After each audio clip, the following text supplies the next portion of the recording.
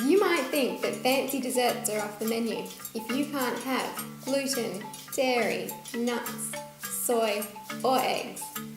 This is the episode you've been waiting for. Welcome to the chocolate cake episode.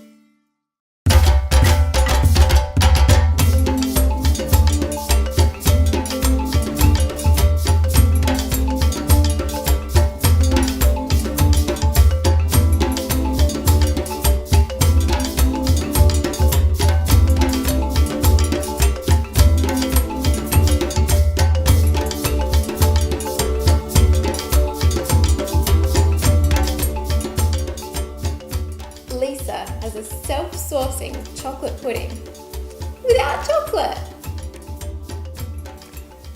Okay, so first up, we need to have the oven preheating at 180 degrees. Next, we've greased our ramekins that we're going to serve the self-sourcing, in this case, carob pudding in. I've got a single serve one here, and then I've got one, it's a 13 centimetre dish, which is big enough, more than big enough, I think, for 2 people. And I've only greased it with some olive oil. I find that with chocolatey dishes, you can really get away with using olive oil, whereas if you've got more subtle flavours like just a vanilla or a lemon cake, then the olive oil taste tends to show up more, so that's when you might have to look for some other alternatives. Next, we're going to sift the flour.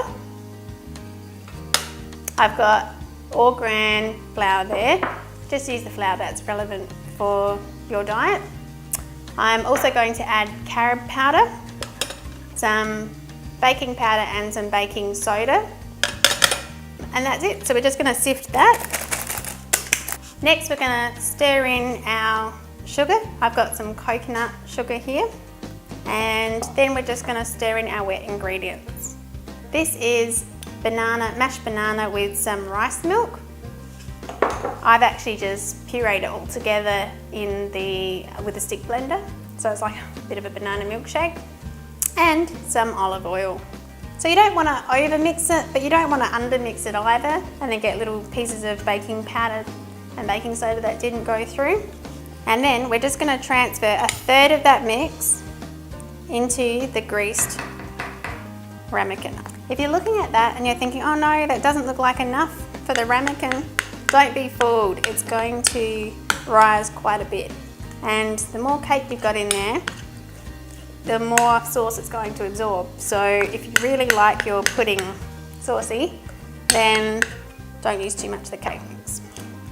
Okay, so now for the saucy bit of this self-sourcing carob pudding. So first of all, we're going to need the sifter, and you're going to need to make caster sugar from, I've used coconut sugar here. So what I've done is I've just used the coffee grinder and I've ground that until it looks the fine consistency of caster sugar. So I've separated this into the amounts that's going to be relevant for each pudding. So we'll start with a little one first. So put that in, and you'll want a bit of the carob, and you're just going to sift that. So now on to the other one. Sugar, carob, sift. So now lastly we're adding the water. We've got some boiling water here, and we're going to put in as much as we possibly can into this bowl without it overflowing. So just go slowly. I like to pour it over a spoon, a bit more over the bigger one. Just want to be careful that you don't put too much in it, because otherwise when the cake rises it might overflow. And this is it. Don't stir it because you don't want the water to go through. We are going to make sure that these little tiny floaty bits are submerged. Okay, they've got to go in the oven now for about 40 minutes. So here we have our delicious self-sourcing carob pudding. It's just sunk down a little tiny bit since bringing it out from the oven, but trust me, it's no less delicious. You can see that delicious, oozy, chocolatey sauce underneath. Eat this just by itself, or you can serve it with some whipped cream, or you could serve it with the coconut ice cream that I made. It goes really nicely with that. Yum, yum, yum, yum, yum. Enjoy. Hayley has a raw white chocolate delight. It's hard to imagine white chocolate without the creaminess of dairy. Well, today I'm going to show you how to make a plant-based white chocolate cheesecake that's dairy-free. So unlike conventional cheesecakes, I'll be using almonds for the base instead of biscuits and dates to bind it together. Okay, so now I should have fairly firm but sticky consistency, so this will form the base of my cake. So today I'm going to be using cacao butter. That's just going to help us achieve that nice creamy chocolatey flavour. I've melted mine down into a liquid. This will just blend a lot more easily. If you want to learn more about cacao butter, check out our kids party episode where I show you how to make raw chocolate. First up, I'm going to add some raw soaked cashews, and I've got some raw coconut sugar as our sweetener. Just got a pinch of stevia to give it more sweetness. Vanilla bean powder, some water, and a bit of lemon juice.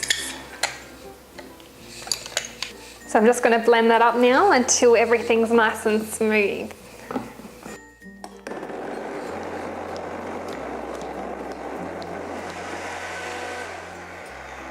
Now we're ready to add the cacao butter and the coconut oil.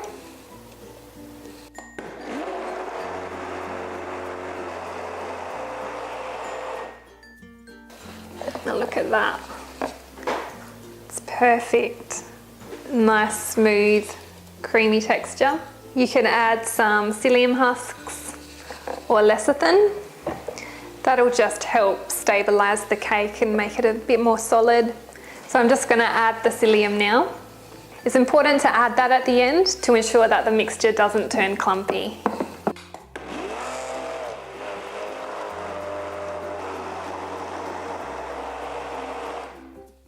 So now our mix is ready to be poured into our cake tin.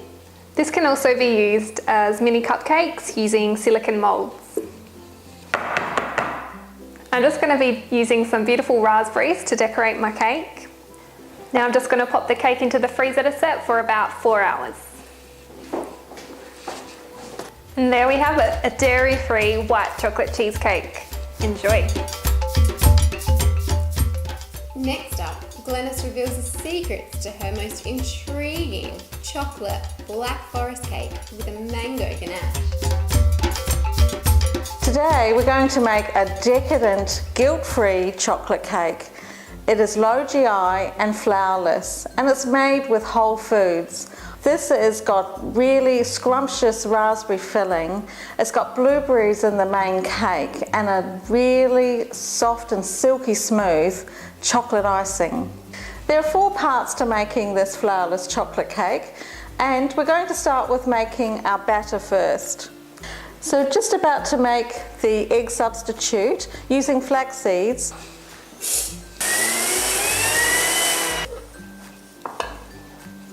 While our egg substitute is going to take 10 minutes to get ready, we'll start making our flourless flour. I'm going to start by using some low GI sugar substitute, coconut sugar today. Pulverise that down into a finer texture.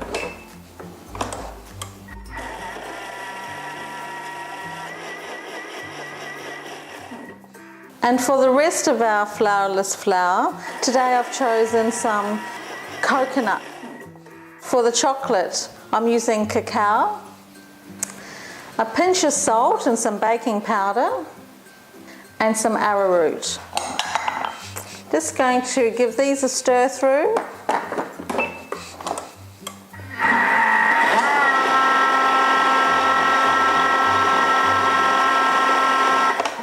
So we've got our dry chocolate flourless flour. Just going to pop this into a bowl, and we'll pop our wet ingredients to mix up.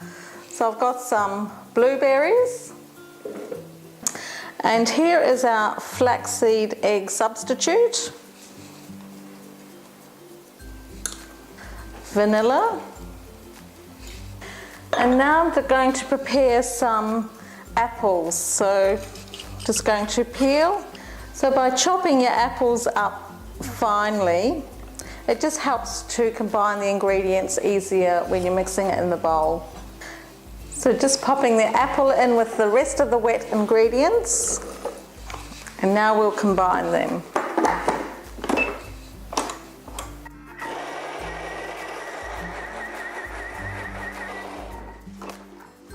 So now this puree is ready for the dry ingredients to be added to it. I'm just going to add about half of it.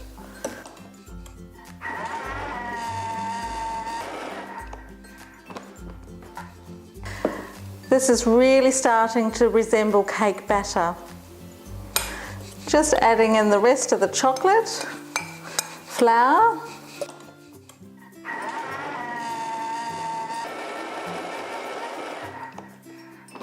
and here we have it, our chocolate cake batter. The batter's made, and now we're going to divide it equally into 3 tins. I have made this cake before with 5 layers. It just meant I needed to double up my recipe.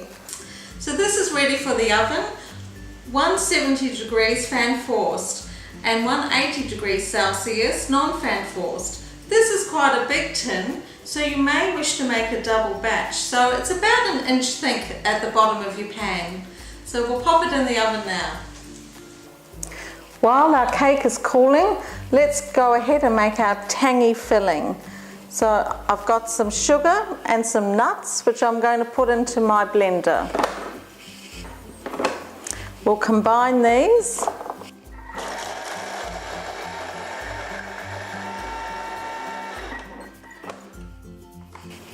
And now we'll combine our other ingredients.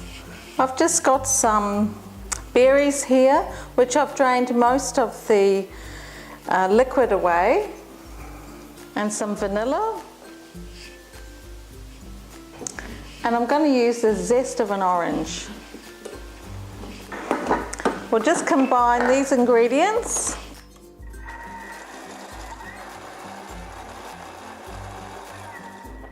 And then we'll add our dry.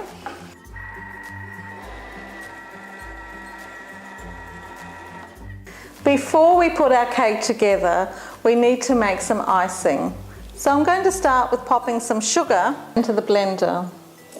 Blending it makes it more like caster sugar. To the sugar, I'm going to add some mango. I like mango because it gives the icing a very silky texture. If you can't locate some mangoes in your area, you could try some tinned mango, and alternatively, you could use some very ripe avocados.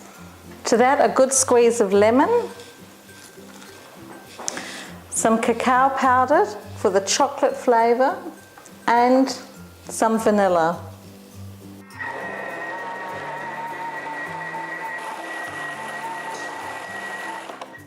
This consistency is just right. It's ready to pop in a bowl in the fridge now while we get the rest of our cake to assemble. I've had these cooling on a wire rack for about an hour, and now I'm going to put some lashings of my mango buttercream on the first layer. I'm going to be quite generous. If you find that your buttercream is not quite set, you can add a little bit more of the coconut oil or some cacao. Now to gently put on the next layer, and now I'm going to add in our raspberry topping. If you'd like it to be more red, you could add more raspberries to it, or a little touch of beetroot juice. And now for the top and the sides. Plenty of icing. Let it drizzle down the side. If you live in a very warm climate, as we do here, by the time you finish putting on your buttercream, it may look a bit drippy and oozy, but it's easily rectified. If you pop it in the fridge for at least an hour before serving, that'll help harden it up and make it easier to cut. And that's especially so if you've got coconut oil in your recipe.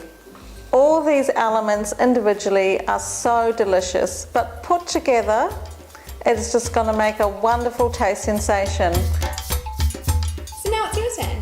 Give them a go and let us know what you think.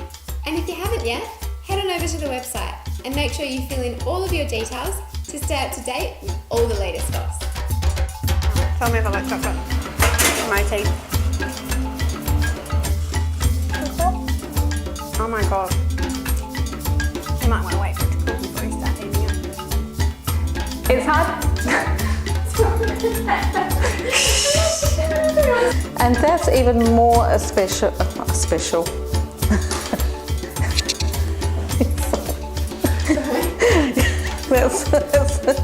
Isn't it? So all there's left to do is pop it into the oven. No. Pop it into the oven.